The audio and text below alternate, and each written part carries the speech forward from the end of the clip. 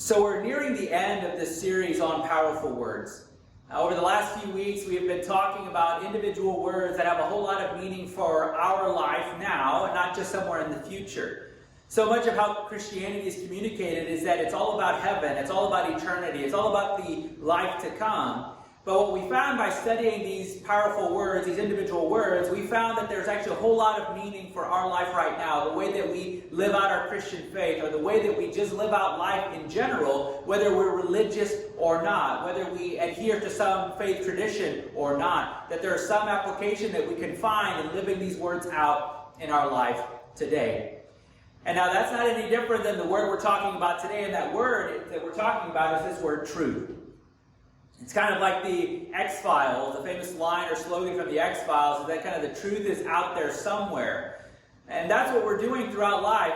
The journey that we have throughout life is to figure out what is actually true. What is it that I actually believe? Because if there is a truth out there, that's going to inform what it is I believe about myself, what is it I believe about people around me, or what is it that I believe about our world, and what is it I believe maybe even about God. So truth is something that we all seek after, whether we realize it or not, whether we agree with it or not, whether we think so or not. We're really trying to figure out what's true about life and what is the absolute bottom line truth of everything that perhaps all of us should be adhering to. Now, another way to talk about this, in more philosophical terms, and I'm sure you've probably heard this before, is we talk about this idea of absolute truth. And so when we're talking about truth today, this is what the word I want you to keep in mind is absolute truth. I may also use the word objective truth, and that's really what we're talking about when we say truth. Now, absolute truth, as it's come to be defined as, it's whatever is always valid, regardless of parameters or context, or it's even the quality of truth that cannot be exceeded, complete truth, unvarying, and permanent truth. So this is the kind of truth that we're going to be talking about today, and the reason why this is important is because, again, it affects everything that we do. It really affects even those life questions that we all have, even answers those 5 W's that we learned in elementary school. The who, what, when, where, why, and maybe sometimes the how of life. So we need to come down and figure out what is it, or come together and figure out what is absolute truth. Is there a truth out there that we should all be abiding by to guide our lives, to guide what is right and wrong? Now maybe this term seems really foreign to you. Maybe you don't quite understand what absolute truth is or objective truth is. But the thing is we make these kinds of statements all the time. When you say that there is only a right way of doing things and then there is a wrong way of doing things, we're making absolute truth statements. When we say that, when we get into the Christian faith, we begin to say things like, that marriage is only between a man and a woman. We are making a truth claim, an absolute objective claim. When we say that life begins at conception, right, we are making an absolute objective claim. And so we do this in Christianity, we do this in our world as well. When maybe we say, you should not do that, you should be doing this instead. So we are saying that there is an absolute truth out there somewhere. Something that guides what it is that we do, or how it is that we live, how we determine what is right to do, how we determine what is wrong to do. Now this whole idea of absolute truth is something that our culture has really gone away from. Now, I don't know if you've seen this movie, A Few Good Men. It's got a very famous line in there that a lot of people like to quote. But it's Tom Cruise and Jack Nicholson. They're in a courtroom, and Tom Cruise says that he just wants the truth. And Jack Nicholson looks to him and says, you want the truth? You can't handle the truth. Now, that's basically where our society has gotten, where our culture has gotten. At least I can speak from the West, but I imagine that in a lot of places in the world, we find that absolute truth has sort of been thrown to the wayside there, and they've embraced something else that we call relative truth, or we call it subjective truth. So that's the opposite of absolute or objective truth. So when we talk about relative truth or subjective truth, what we're really saying here is that everybody can have their own truth, believe what they want to believe, and they're right in doing that. So for example, if I have 2 people in this room here, or put 2 people together, one person believes they're right, the other person believes they're right, and even if they contradict each other, and even if they contradict reality, what we know to be true, they can both be right. If we take our sort of cultural mindset right now to its extreme, that's all we can say is that no matter who you are, what you believe, that you're right in believing it, even if it contradicts somebody else who also believes that they are right too. So that's the time that we're living in right now. Now, if you don't think we live in a relative truth society or subjective truth society, all you have to do is begin talking about things of the Bible or talking about things of religion or faith. Something simply as, okay, there's only one way to God. Well, you're going to be faced in our culture with the idea that no, there isn't one way to God, that there are multiple ways to God. How can you say that there is only one way to God? And so we do not live in a culture or a time of absolute truth or a time of objective truth. But you know, this whole idea of absolute truth, actually at a time, it wasn't bad. It wasn't a taboo word. Right? There was a time that people actually embraced some semblance of absolute or objective truths in their own lives. Now let me give you sort of like a history lesson. And if you know this stuff, it might be kind of boring to you. Maybe if you don't like history, it may be kind of boring, but I think it's important that we kind of talk through some of these things before we get into what the Bible says about what truth is. And so if you go through history, you go to before the 1700s. So before the 1700s, what we found, or what we see, is that a lot of societies, a lot of people groups, actually relied on the supernatural, actually relied on the spiritual to determine what it is that they did with their lives, how they determined what was right and wrong for them to do. And so there was some semblance of objective or absolute truth that was actually happening. And we see this in maybe examples like even in the book of Acts. So in the book of Acts, Paul is talking to these people, these Athenians, and it says that Paul then stood up in the meeting of the Areopagus and said, "People of Athens, I see that in every way you are very religious. For as I walked around and looked carefully at your objects of worship, I even found an altar with this inscription, 'To an unknown God.' So you are ignorant of the very thing you worship, and this is what I'm going to proclaim to you." So if we go back to the different societies, you find that they relied a lot on the spiritual and a lot on the supernatural to determine what they did with their own lives.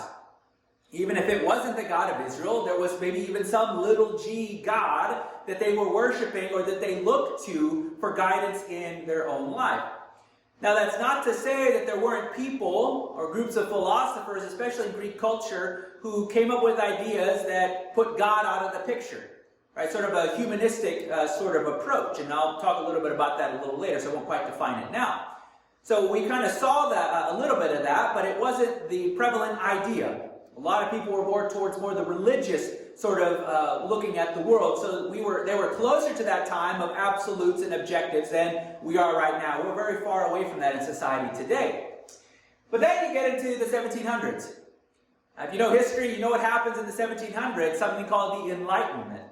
And during this time period, what we found is that the science started to really advance. A lot of discoveries started to happen. And what people began to do, they started to embrace science, and they began to throw God out of the picture and saying, look, we don't really need God anymore. And we came up with this idea called secular humanism.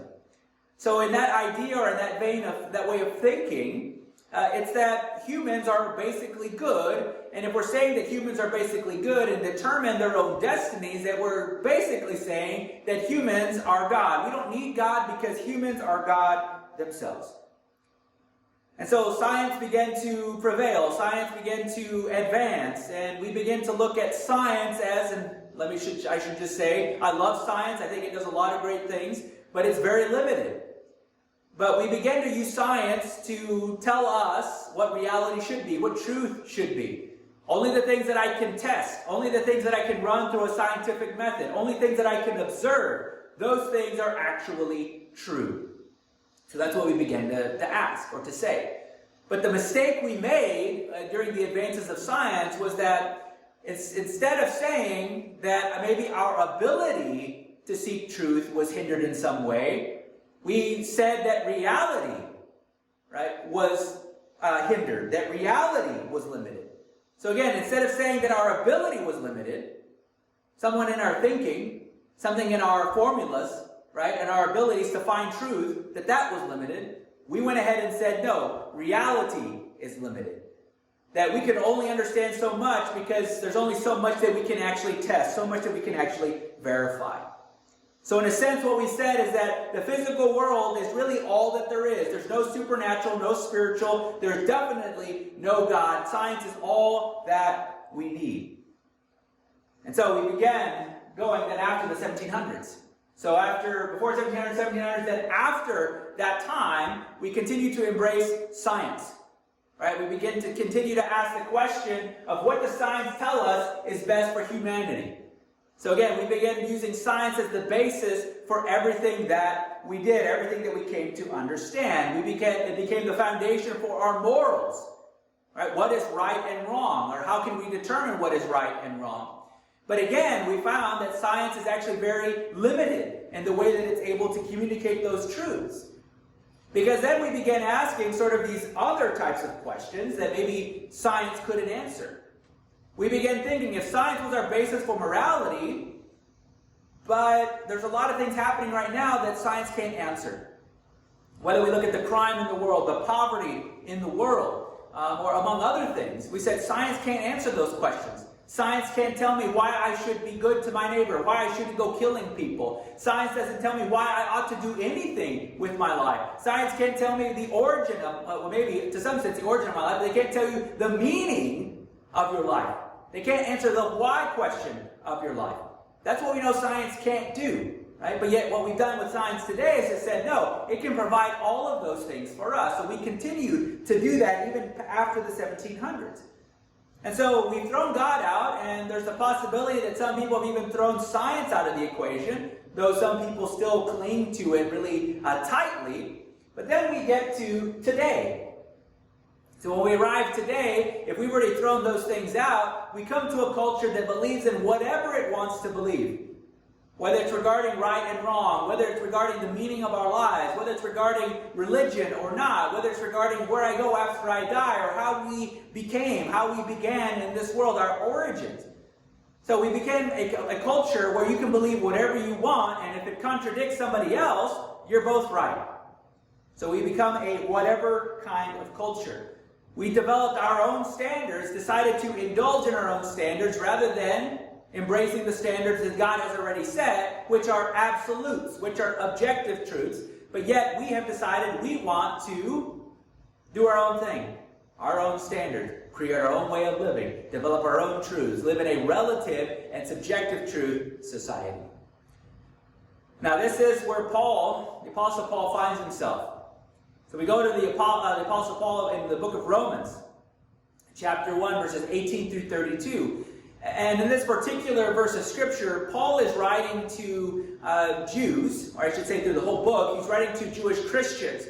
But in the section we're reading today, he's actually referring to Gentile Christians and talking about how, or Gentiles in general, how they were living their lives. But he doesn't leave the Jewish Christians off the hook. He doesn't let them get off the hook on this, because he says, look, all these people are doing these things, and you're guilty of the very same thing. You're guilty of doing the same thing. But what was the problem that was going on? The problem that was going on was the suppression of truth. The truth that the Gentiles were suppressing was the fact that God didn't exist and that God didn't judge them for the evil deeds that they did. And the way they disproved, or they believed that they were disproving God's existence, was by the way they lived. They would engage in wickedness and godlessness, as if they're saying, and they're living their life saying, look, God, you don't exist, and you're not going to judge me for what I'm doing. So they were suppressing the absolute truth of God and exchanging it for relative, objective truth, their own standards, their own way of living. And so when you go to the book of Romans, we start at chapter 1, verse 18, and here's how it starts. It says, the wrath of God is being revealed from heaven against all the godlessness and wickedness of people who suppress the truth by their wickedness. Since what's made be known about God is plain to them, because God has made it plain to them, for since the creation of the world, God's invisible qualities, his eternal power and divine nature, have been clearly seen, being understood from what has been made, so that people are without excuse. And so we read from the beginning of this, the wrath of God is being revealed. Now, wrath of God is reserved for the end time, the last days, the final judgment. That's when all of God's wrath will be poured out. But Paul is saying, look, based on the circumstances of society right now, God's wrath is about to be poured out upon all of you for what you're doing. Because basically what they're doing is they're committing sin sort of in two ways here. It's sort of this vertical kind of sin and then this horizontal kind of sin. They're having to sin against God, which is their godlessness, right? In the way that they're living, they're saying, God, you do not exist.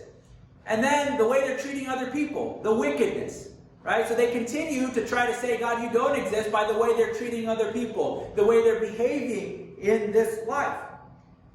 But especially, though, as what we see, is the suppression of truth, right? The suppression of God, the truth of God's existence, right? By their wickedness. But see, they really, in all of this, don't have any excuse not to believe in God or know that He actually exists. Right? They can continue to be wicked, they can continue to be godless, but God still exists. So them doing whatever they're doing doesn't make God exist any less. And so Paul is telling them that God has made it plain to all of you. You know, if you go to Psalm 19 verse 1, and in there it says that the heavens declare the glory of God. So that when people look around us, look at nature, the only thing we can conclude is that there is a creator. But see, for these people, they're saying, okay, I'm not even going to acknowledge that. I acknowledge the fact that there are things around me that point to a creator because I want to live the way I want to live. I want to suppress the truth. I want to continue in my godlessness. I want to continue in my wickedness. But Paul tells them, look, God has revealed Himself already. So that at the end of time, nobody has actually any excuse for the way that they're living. And so, the story goes on. You know, Paul keeps going here, and he says, for although they knew God, they neither glorified Him, nor glorified Him as God, nor gave thanks to Him. But their thinking became futile, and their foolish hearts were darkened. Although they claimed to be wise, they became fools, and exchanged the glory of the immortal God for images made to look like a mortal human being, and birds, and animals, and even reptiles. And so God is present. This is a known fact. But they paid no attention to that. They would rather go down their own path, continue down the foolish path, thinking that they are wise in their own eyes by living by their own standards instead of the standards that are set by God. And so they basically have darkened hearts, and they continue down this foolish path. Now, an early church father put it real bluntly, right, when in his commentary about this particular set of verses here. Here's what he says about the people.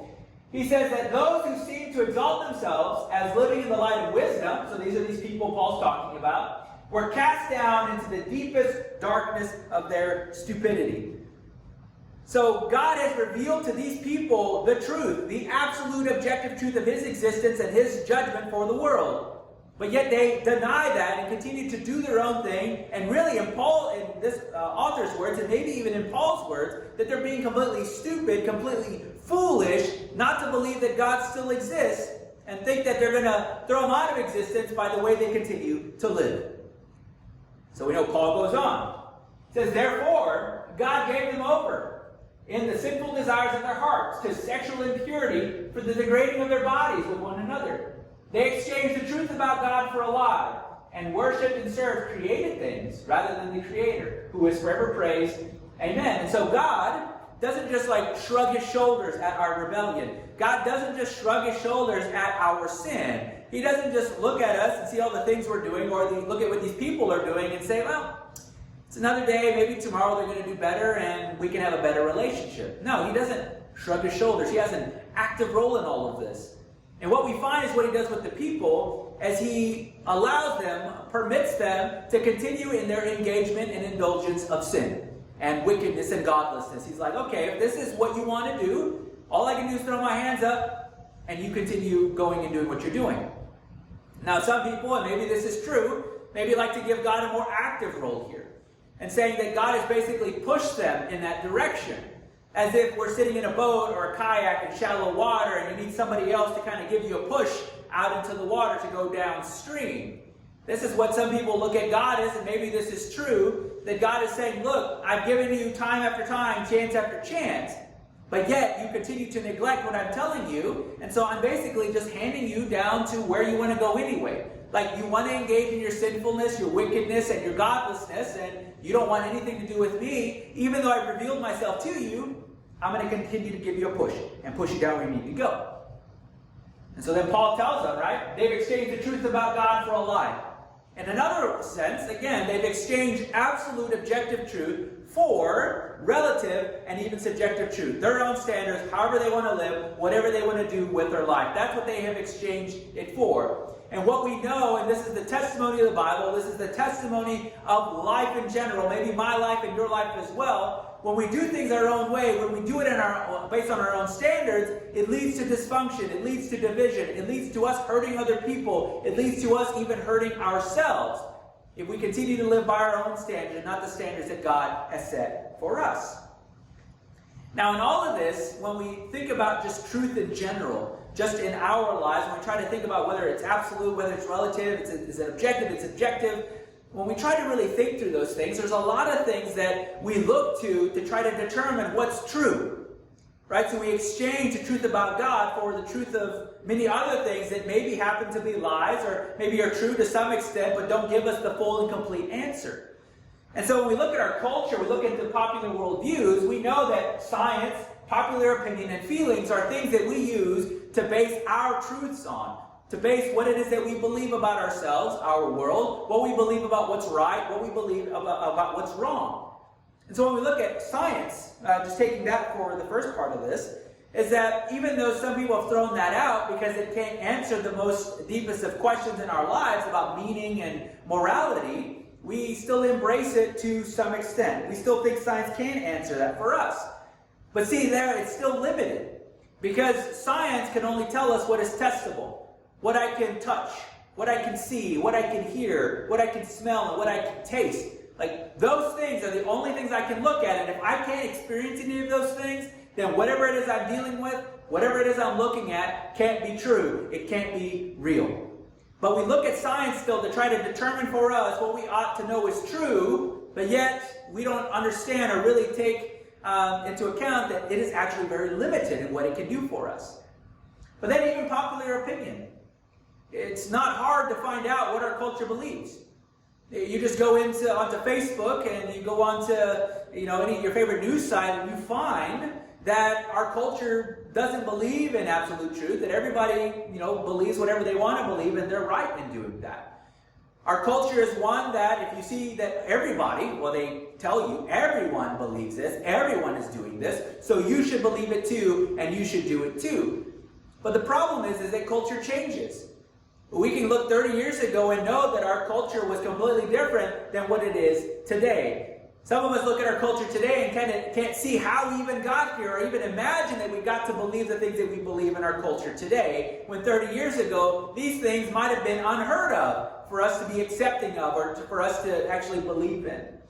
So those are two things. And even feelings. This one is the most popular way of thinking, the way of developing our truth in our time. Right? People say, well, I felt this way. That this is how I feel. Well, and really, when you think about it, you probably don't want to argue with somebody about that. Because well, that's how you feel. I'm not in your shoes, so I can't argue with you because you feel that way. But you see, the thing is, at the end of the day, when you are asked, why is it that you do what you did? The only thing you can come down to saying is that, well, I just felt like it. Right? I just felt like doing it. But you see, all of these things really break down when we begin to ask what-if questions. Right? Some of these things seem hypothetical, but they really are questions that a lot of people ask and come up empty when we seek each and every one of these things. And so we ask, what if science can't answer my question about morality or meaning or why I ought to do the thing that is good for my neighbor or why I shouldn't do the thing that is bad for my neighbor? Right? What if science can't answer that and we know that it's limited? What if the culture shifts? What if it changes? Right? The ebbs and flows of culture, right, determine what we believe. And so if we engage that, we might believe that something's right now, and then a year or two from now believe that what we thought was right is now wrong. So there's no absolutes because it's relative truth. It's whatever you want to believe. Or what if my feelings change? And again, I've said that over and over again. When we look at our feelings throughout any given day, we know that they change. We wake up angry because we got to go to work, but by the end of the day, we feel relieved because that day of work was really fulfilling or something. We get home and we can actually rest from the days of work. And so we know that our feelings change throughout all of this. So these are questions that when we're faced with them, we realize that all these things are very limited, right? Our scope of how we define truth through all these main avenues in our life right now, we find out that they're severely limited in what they can do for us. Then Paul goes on. He says, because of this, God gave them over to shameful lust. Even their women exchanged natural relations for unnatural ones. In the same way, the men also abandoned natural relations with women and were inflamed with lust for one another. Men committed shameful acts with other men and received in themselves the due penalty of their error. Furthermore, just as they did not think it worthwhile to retain the knowledge of God, so God gave them over to a depraved mind, so that they do what ought not to be done. They have become filled with every kind of wickedness, of evil, greed, and depravity. They are full of envy, murder, strife, deceit, and malice. They are gossips, slanderers, God-haters, insolent, arrogant, and boastful. They invent ways of doing evil. They disobey their parents. They have no understanding, no fidelity, no love, no mercy. Although they know God's righteous decree that those who do such things deserve death, they not only continue to do these very things, but also approve of those who practice them. And so the people have gotten to such a place in their life that they knowingly are doing all of these things against God, engaging in their godlessness and wickedness, exchanging the absolute truth of God for relative, subjective truth, whatever it is that they want to do with their life, their own standards. They've exchanged those things. But that's not just a bad place to be. It's a bad place, but that's not the most terrible place to be. An even terrible place to be is to be in a place where Paul describes it as approving of those who practice them.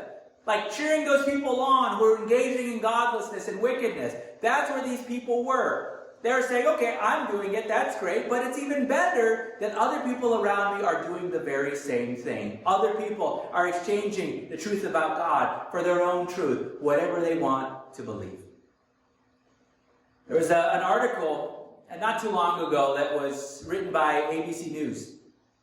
And you probably, I'm not meaning this in a political way, but they tend to lean more liberal. They're more open-minded with what they believe about certain things in our world. But this article talked about two categories of people. And it said that in life, we find ourselves believing one of two things. That we actually believe in objective truth, or absolute truth, or we believe in subjective truth, which is relative truth. And now, because they tend to be more open-minded, they weren't as kind to people who believe in objective truth. What they said about people about relative truth, they said these people are more open-minded because they see more gray in the world. But then this article called people who believe in objective truth or absolute truth, they called them judgmental because they only see things in black and white. And now, if you look at our society, you look at our culture now, you know that if you believe in some kind of absolute truth or objective truth, that people will call you a bigot. Or people will say that you are narrow-minded. Or people will say something worse things to you if you believe that there's some kind of absolute truth. But the problem is when we start talking about relative truth or subjective truth, nobody actually truly believes that. Nobody truly lives that out. Because the argument for relative truth is actually an argument for absolute truth. Because if someone believes that whatever truth you want to believe is right, you're fine by that, that's fine. Whether it's sexuality, whether it's about life, whether it's about many other issues that we're dealing with here in our world right now, you have every right to believe that.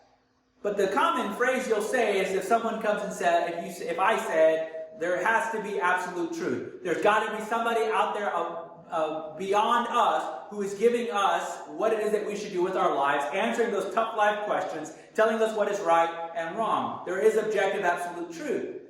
But then you'll often hear from someone who believes in relative or subjective truth and say, there's no such thing as absolute truth. That on its own is an absolute truth objective statement. Right? So nobody truly believes in relativism. Now, if you go to a grocery store and you take someone's parking spot, say someone was waiting longer than you take their parking spot, they might get out of their car, come have a conversation with you, and appeal to a standard of fairness. So, we all really, at the heart of it, believe in absolute truth. So those people who are more relative truth, who are more quote-unquote open-minded, they actually don't have a problem with absolute truth. They have a problem with truth that disagrees with their truth, or they are offended by truth that disagrees with their truth. So there's really not a problem with absolutes, because that's something they talk about all the time. They just have a problem with any kind of truth that goes against their particular way of thinking. But now you might be thinking as we go through this, like, why is this important? Like, why is objective, absolute truth important in our society? Right? That's some of the things we're going to be wrestling with and talking about. But I think really why it's important to us is because it answers some of the more tough life questions that we all have. Right? We start to ask questions about who are we? Or we ask, how should we live? Or why should I live according to a set of truths? Why should I live according to a set of actual beliefs? And if you take every cultural mindset and you run this through this, like the ones we talked about, whether it was science or culture or whether it was our feelings, you'll find that they all just really fall short in the way that they answer these types of questions. Because who we are maybe is dictated by what it is that somebody else says about us. Maybe what other people or the culture is saying about my race. Or maybe what my feelings are saying. Well, I feel this way. And so I can identify or be whatever I want to be, or be with whoever I want to be because I feel a certain way. Or only go to science to try to determine who it is that we are, and we are only just a bag of cells that are going from birth even to death. Right? That's what we know. That's what we can observe from what science can tell us. We go to a question like, how should we live? Science, if it stays in its own lane, can't tell us why I should do something, or how I should actually go about living in this world, why I should do good, why I should do bad. Our feelings are a bad indicator of how we should live. Because there's sometimes where you want to, like, maybe metaphorically, want to kill somebody because you're so angry at them, you hate them, you don't want to do good to them, you want to do bad to them. So that's what our feelings will tell us. Our culture will tell us the very same thing, right? That maybe forgiveness of your enemies or loving your enemies is not a good thing to do. And then why should I live according to these things? Why ought I do these things? Science can't tell me why I should or why I have a responsibility to do anything for anybody outside of myself.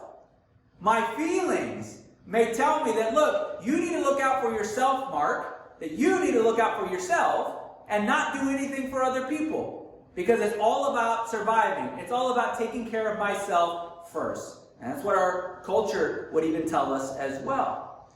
And so when we take all those through these questions, we find that they're very insufficient. We find that they don't tell us how it is that we actually should live. And now, how do we then find that Christianity maybe is the right answer? Or that points us in the right direction of how we should live in this world? Now, there's a conversation that Pontius Pilate, so this was the governor during Jesus' time, who had a conversation with Jesus right before he was going to be crucified. And Pontius Pilate had told Jesus, he says, oh, look, see, you are a king. And Jesus says, yes, you say that I am, but really I've come to testify to the truth. But then Pontius Pilate looks at Jesus and says, and asks a really pointed question and says, what is truth? But then the story goes on and there's no answer to that question. Now, I wish when I read that story in the book of John that Jesus would have provided some kind of answer. Could have determined for us and told us and solved the question for everybody, like what is truth, and then he spells it out for us. But we know that he doesn't do that. He didn't answer it that way. But we do know from the testimony of the Bible, what the Bible really tells us about what truth is that truth really is a person. Right? And that truth is Jesus. Jesus says, I am the way and the truth and the life, that no one comes to the Father except through me. Like, this is an absolute objective truth that Jesus makes. So many people get offended if I told them and quoted this phrase, this verse of Scripture to them, and they say, no, there's no such thing as one way to God. There are no absolutes. And they get offended because I said it. It's like, no, I didn't say that. Jesus said it. Jesus, the one you say who always talks about love, is saying, look, there is only one way to heaven. There is only one way of living on this earth, and there's only one way to God, and to know God, and that is through me. So that's an absolute truth statement that he's making. And if you take Christianity through those three questions, you find that it is a complete and coherent answer to these life questions that we all are seeking after, an answer that we're all seeking after. So you bring those questions back and you ask, who are we? We know it's not dependent on feelings or culture or what limited things science can tell us about ourselves. No, what he tells us, and it gives us a whole lot of meaning. Right? It tells us that we are intricately created by God. That God himself, the creator of the world, had taken such time to create each and every one of us with such purpose, right? So that we can be fulfilled through the way that he has created us and the way and the relationship that we actually have with him. So we can find out the answers to the meaning questions or even the why questions when we bring Christianity, bring God, bring Jesus into the conversation. Or we ask, like, how should we live? When Jesus tells us that you should love, that you should forgive, that you should do good to your enemies, that you should love your enemies. That's counter to what any other cultural mindset is going to tell us, is that we should also love our enemies. So he tells us how we should live and gives us even an example of how we should live. But then why should I do any of these things? Why ought I do anything that the Bible tells me to do? Well, Jesus has told us over and over again, you do these things, you will have life. You will have an abundant life if you live these truths out in your own life. But then at the same time, what we find is that we're not in charge. We're not the ones determining our standards. We're not determining the standards of how we should live. No, there is one constant, unchanging thing, set of rules, set of statutes, set of commandments that we look at that never change no matter what culture you're talking to, no matter what people you're talking to, no matter what time of day it is, no matter what is prevalent in the culture. It's always going to be the same. It never changes. And so we know that we can always count on it. We know that we can always look to it as our sole way of looking at the world. You see, if you use culture, you use science, you use your own feelings as the lens through which you see everything, those things will change, and those things are even limited. But when you take the Bible and you use that as your lens, it can guide you through every area of life. You can look at something through the lens of the Bible and say, no, that is not true. That is not a fulfilling way to live. If we have a set, objective, absolute way of looking at the world, knowing who it is that we are, how we interact with other people, how we look at our world, and how we look at our relationship with God. And I believe as I've, over time, and hopefully you've done the same thing and done your own journey, that you've found that Christianity provides the only sufficient, coherent answer to these deep life questions that we all struggle with.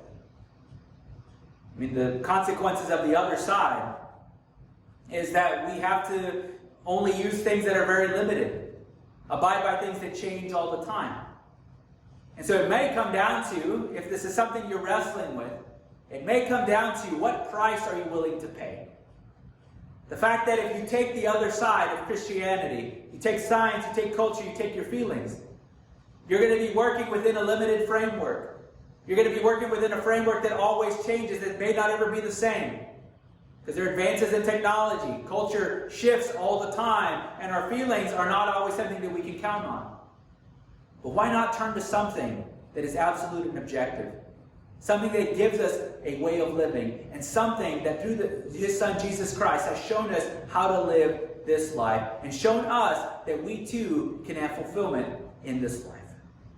And that is the absolute truth. That is the objective truth that God provides through us through his Son Jesus. Let's pray. God, thank you so much for your word. Thank you that you care for us, that you love us, and that you've shown us the way to live. We thank you for these truths you laid out for us in the Bible. Things that never change, things that are always the same. No matter who it is we're talking to, no matter what place we're talking about it in, it's always the same. I pray, Lord, that we would not give in to what our cultures are telling us, that we should always believe what it believes and do what it does, and what our feelings do, or maybe what limited thing that science can tell us. Help us, Lord, not to lean on that. Help us, Lord, not to just look at the world and say that that itself is limited when our ability to really seek truth is really limited. Unless we have you. Unless you reveal yourself to us. So, Lord, I pray that this was a really heavy subject, this was a really tough subject, I pray, Lord, that you would just help us gain some understanding from this and know that we have to have some guiding principle for our life that is absolute, that is unchanging. Something that determines who we are, something that dictates who we are, tells us what is right, what is wrong, and how we should live in this world. So Lord, I thank you, Lord, that you didn't just leave us out here floundering around, but Lord, you provided a way for us. And for that, we'll be forever grateful. In Jesus' name, amen.